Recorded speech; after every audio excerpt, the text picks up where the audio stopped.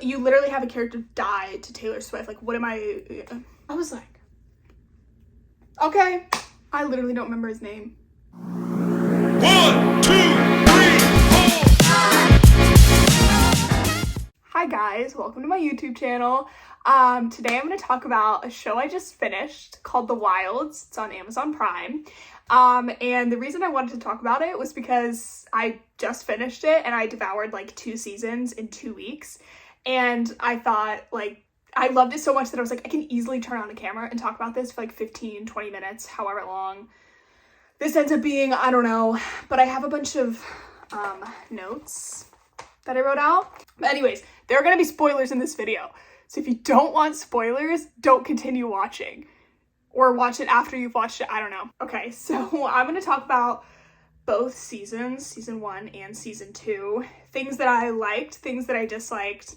I'm going to bring up like my favorite characters, and then kind of like themes that I thought were present throughout. Like right off the bat, I liked the show. I loved the show.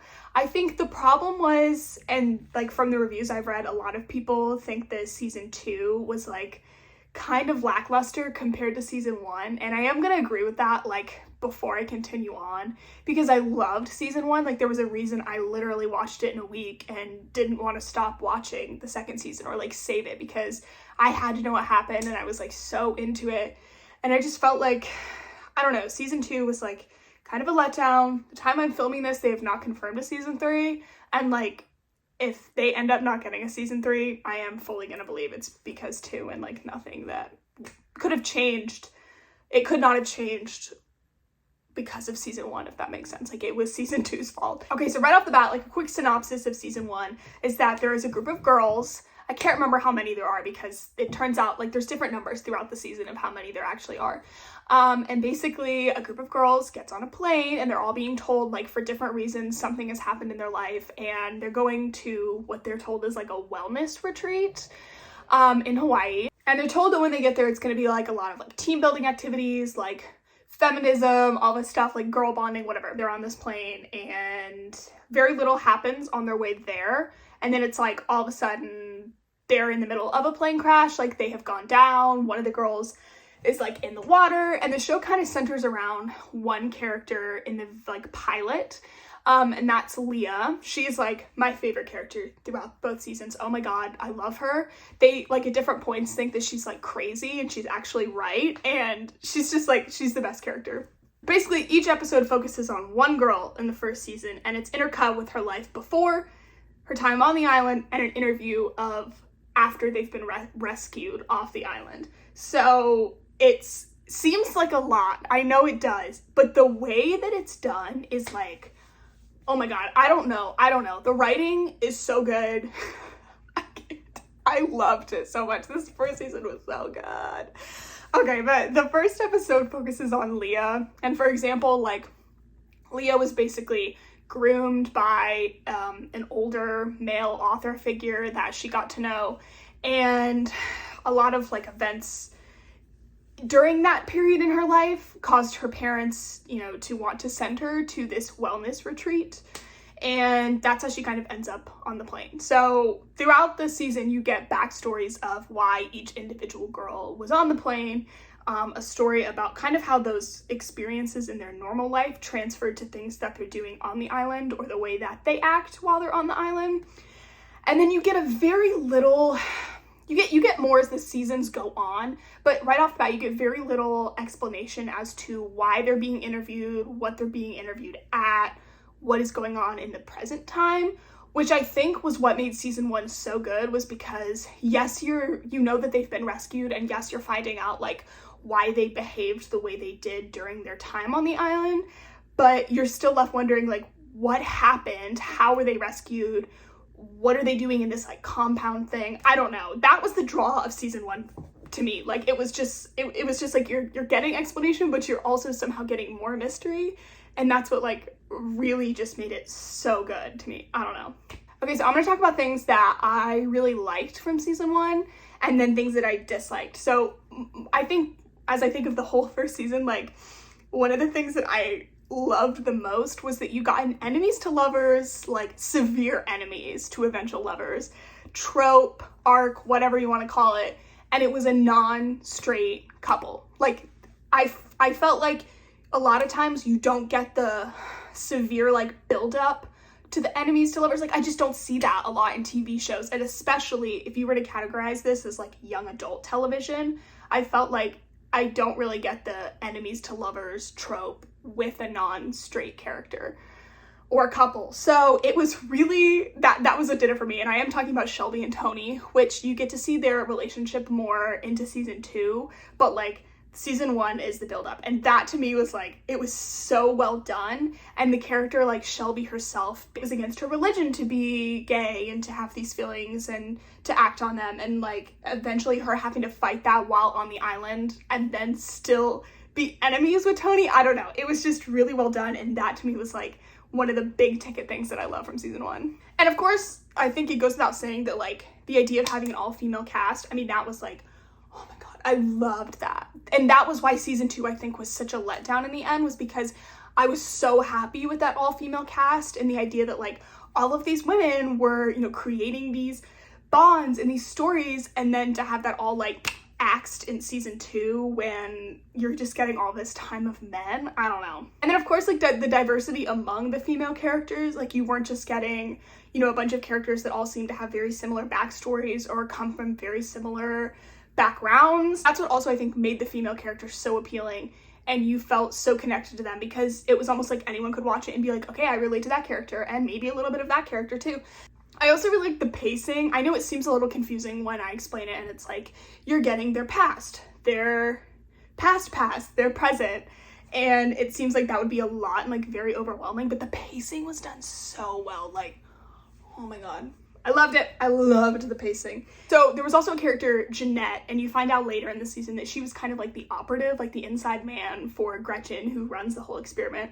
And at first I was like, she's annoying. Like, I was like, I'm gonna hate this character. We're gonna have to get a backstory possibly for her, and I'm gonna hate it too. And it's just, it was not what I expected at all. Like, if you've watched Jeanette's episode, montage, whatever it was, you would, you know, learn that she was not that person that she was taking on. Like, she took on a completely different persona when entering the experiment. I don't know, I just thought that like that was a really interesting surprise that I wasn't necessarily expecting, and I realized that like that was kind of what the whole show does, is that it convinces you one thing and then it pushes you to another. So yeah, Jeanette kind of did that for me. And there was also a really like powerful moment from season 1 that I remember, and myself, like I'm in a sorority, and there was a moment where Gretchen talks about how her son has basically gone to prison for an accidental death when he was hazing in a fraternity. And right off the bat, I was like, okay, yeah, obviously, you know, that happens. And I was thinking about it, and there's a moment where she's talking with Nora, another character, and they're at like a diner, and she says that she watched her son be hazed himself, cry, break down over it, have these horrible, you know, like reaction, things like that. And then the second it was his turn to like maybe be the one to stop inflicting that upon another human, no, he turned around and he did it exactly what was done to him to someone else.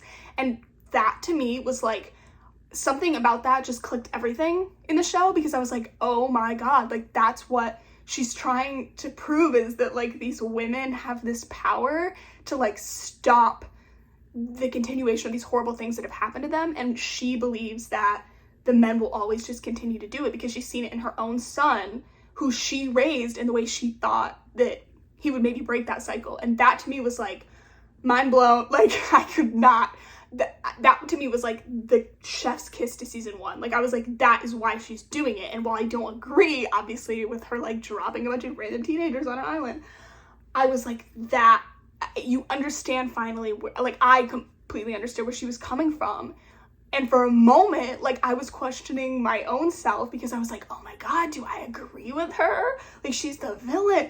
I don't know. That to me was like, if you're gonna watch it for anything, watch it for that. But yeah, and then also the range of emotions that the girls showed, that was also like partly because of their phenomenal acting, but I also thought that the range of like the anger to the sadness, it was accurately portrayed in how I guess you would maybe behave in a situation like that, where you're literally thrown into survival mode. Also, the soundtrack, it ate. Like, it was so good. First of all, season 2 starts off with Epiphany by Taylor Swift. A character dies to Epiphany. Like, what am I supposed to do with that? But yeah, on to things that I like kind of disliked about season 1. There weren't a lot. Like when I looked back and thought about it, I was like, no, like I was hooked from episode 1. I wanted to continue in. I devoured it in a week. Like it was that good. One thing I disliked was that eventually you find out that there's a second operative in the group, and it is Rachel's sister Nora. And something about that, I don't know. I don't know if I was expecting more. I think it was supposed to be like a really big surprise that got dropped out of nowhere. And to me, I was kind of like, well, yeah, I don't know. That to me was a little bit of a letdown, but I could also see why they wanted to make her the operative. Like it made sense, of course, but it just, I don't know. And it just didn't really like do it for me. The other thing that I was like, oh, what is going on? Like you get a whole episode or scenes of Jeanette and why she works for this project.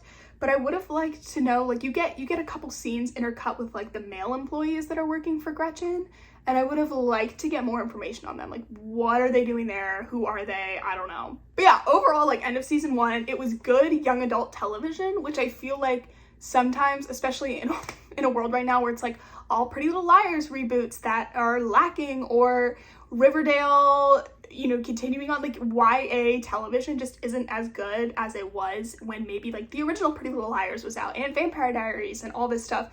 And to be able to go back to young adult television and to see a whole season where I was like, that was good. Like there was not a single miss in that season.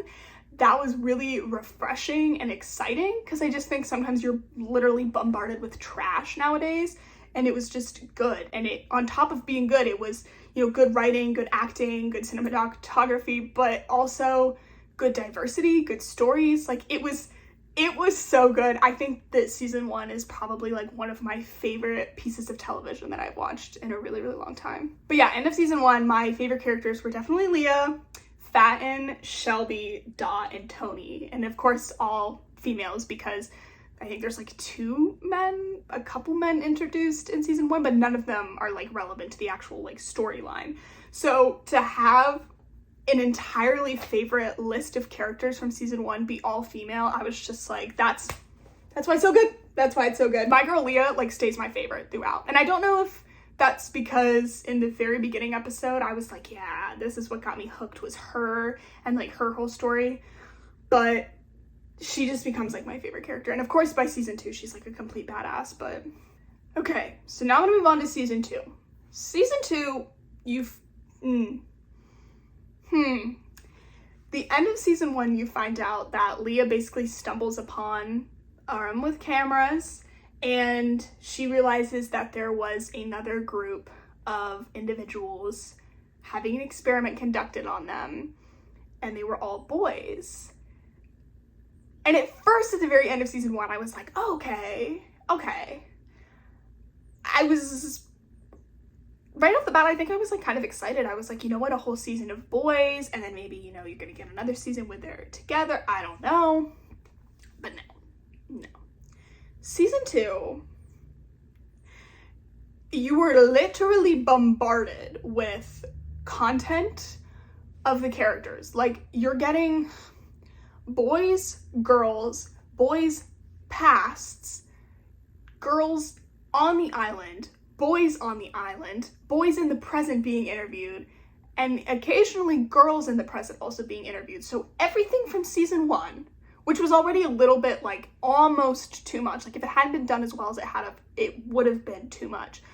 But you're getting all of that, and all of that times 2 with the boys, and then this subplot of Leah finding out that she was right and trying to play mind games with the people that are interviewing her, with the boys. Like it was just so much. And at first I was into it because I was like, you know what, like maybe it has to find its footing, I don't know. But by the end of season 2, I was like, oh my god, I'm overwhelmed. But yeah, I mean, I kind of said it, but season 2, you get the backstory of a bunch of boys. And the problem was they really cut their backstory short because there was so much stuff to do, and they cut them short. Then they had to cut their time on the island short. Even if their time on the island was shorter in the storyline than the girls, it was still like, I felt like I was missing something. I was missing that like connection to the boys that you felt with the girls because you got just a whole season of them. I would have rather had a whole season of boys so that you could feel those same connections. You could understand more of like what they're coming from, what they're doing. And then a third season where, I don't know, like you get the post interviews and then you find out, I don't really know what I would want to redo, but I just know that it was overwhelming. And I read a bunch of reviews too, where it was like season 1 hit the mark, season 2 didn't really hit the mark. The things that I did like, I will talk about that. There was the switch up of the boys, like how in the very, very beginning, you feel like, to me, it was like Seth is my favorite. I loved him from the Society. Like I was like, that actor, he's gonna be my favorite character regardless. And then right off the bat, they kind of make his character the front runner of the boys. And so you're like, oh yeah, like he's definitely it. He's gonna be my favorite. And you start to hate like Kieran. I hated him. Like I was like, that guy's gonna be the problem. Like no one's gonna like him. He's gonna be the reason that there's some kind of drama. And you find out very early on that something has occurred within the boys faction that was the reason that their time on the island got cut short. They didn't last as long and they don't want to talk about it. So they're gonna try and like pry it out of them piece by piece. It basically blows up in their faces, but that's like a whole nother thing. Overall, I just kind of liked that switch up that the boys gave. Like you didn't really know their personalities. You thought you knew, you didn't. But season 2, again, okay, things I liked in season 2, there was a really good dynamic between, I felt like Shelby, Tony, and Martha, because you're trying to get used to this idea of Shelby and Tony are this relationship within the girls group, but then Martha was Tony's best friend and they went into the trip being best friends, and now there's an extra person within this dynamic that they have. And I thought that was really interesting. But yeah, then the very, very end of season 2, when you find out that like they've bursted out to the top of the roof of the compound and you find out that Gretchen has left them all on the island to be another basically control experiment of the two groups living on that island. That I am excited for. Did I feel like the boys were rushed like crazy throughout that season? Yes. But having a season where it's going to be girls and boys deserted on this island compound thing, that is what I'm really, really excited for. And that's why I hope there's season 3. Okay, so now I'm talking about things I disliked because there were a lot more in season 2. The boys, period, most of the time. It just felt like, again, their backstories were rushed. Some of their characters were just like flat out annoying. I felt like maybe there could have been a better chance for some of the characters to not be as annoying to me as they were. But again, it was all just so rushed. And it was like, I could care more about, you know, this certain character's backstory, but like, I couldn't even remember their names. I was like, what? We are going so fast. The only ones I could in the end remember are Raph, Seth, and Kieran and Josh, because those 4 had like the deepest, I felt like, storylines. And some of the individuals didn't even get an episode to explain their backstory. They also put a bunch of montages in throughout season 2 to move it along. And that's when I was just like, I feel like I missed something. Like even the 4 names I could remember, right? One of those characters, Seth, is supposed to be like the sociopath, the villain, the inside operative. But you're getting a whole montage of his backstory. And within the montage, you're not even finding out what's really happening. They're just like overlaying songs to his weird, you know, backstory where he takes his girlfriend's cat and then you find out literally he was like abusive. Like what? I needed words. I didn't need pictures and music and like I needed someone to be like, I need someone to dumb it down for me. Be like, this is what happened. And if that means cutting out some of the other crap, then so be it. Because I was like, I felt like his backstory was crucial and it was a montage. Like, I don't know. But then at the same time, I was like, if I have to deal with Seth one more time in season 3, because they were like, oh, I left someone on the island. And you find out Seth has been left on the island. That I was like, are you kidding me? That's going to be the reason I think I end up like, what? If we ever get a season 3, right? That's going to be, I think, the point that I hate the most is the fact that Seth is still on that island. Like, okay, another thing I disliked, Nora, you find out, Rachel's sister Nora, who you thought died, there's this whole, like, multiple episodes where Rachel has to come to terms with her grief. She literally has a come to Jesus moment where she relies on faith to get her through this terrible experience of literally her sister drowning and her hand getting bitten off by a shark, for God's sakes, and only to find out that she's alive. And I just was like, then what? Then what was... I don't know. That was really frustrating to me. I don't know if they wanted me to be frustrated at that fact. Maybe that was like a ploy to get the viewer to hate Gretchen more, that she's making them go through these things unnecessarily. But I was like, honestly, I just would have rather her be dead. Like, I'm sorry. I can't go through that all again, because then we're going to have to go through a whole season where she finds out that she's alive and she's had this big, you know, realization of self-discovery. I don't know. That to me, I was like, why? Why? I don't know. I think it all just boils down to the fact that I would have liked a whole season around the boys, and you just didn't get it, and that's why I didn't feel as connected to them. I don't know. It just felt like so much at once. And did I like the direction that the show was going in and still is going in? Yeah, like the idea of there being another control group of boys, because the whole point of the girls' experiment was to prove that, like, they could basically be better than the boys. I don't know. I just felt like it was too much. Okay, so favorite characters at the end of season 2, a lot of the girls still. It was Leah, of course. Like I said, she basically becomes the standout of both seasons. I'm obsessed with her. I am obsessed with how she's like, at the very last episode, she's having this moment where she's like, I'm not a little girl, but then realizes she can use that to her advantage. Like, the way people literally underestimate these women can be used to their advantage. Martha, I really liked the way that they took her character this season. I was really excited because it felt like season 1, she was almost that character you were supposed to feel really bad for. And then in season 2, she has like these really powerful moments. And then you see her like go through this psychological break, and her body and mind like can't really function because of the things she's had to endure. And that to me was like, yeah, like I don't know. It just made her character so much more better to me. And my favorite boy character, Kieran. He's my favorite. Like I said, I thought I was gonna hate him, and he's literally my favorite boy character. Something about him, when he was like, when he tackled Seth, something inside me stirred. I just was like, I'm supposed to hate you, and you're literally not my favorite character. And that's why I don't know. He's so cute. Okay, that goes without saying. But like, there were moments I had to pause it and be like, him. Yep, him. But then I also high-key ship him with Ivan. So I'm really excited to see where this goes. That's the only reason. Like, he was the boy to me where I was like, yes, him. But my fourth favorite character, I think, of this season that really stood out was Rachel. And I think that I really liked her whole, you know, trying to deal with this grief, trying to come to terms with the fact that her sisters died. And that was one of my reasons that she was my favorite character. And then, again, that's why I was really mad that Nora was still alive, because I was like, what was the point of all that then? If there's any reason to get a season 3, it's because I want to see the girls and guys interacting dynamic. I want to see Kieran beat the shit out of Seth again. And I want to see what happens to Josh, because those 3 things I felt like are enough for me to want another season. Also, selfishly, if I do get more Kieran, can you tell he was like my favorite boy of the season? Anyways, overall, I liked both seasons.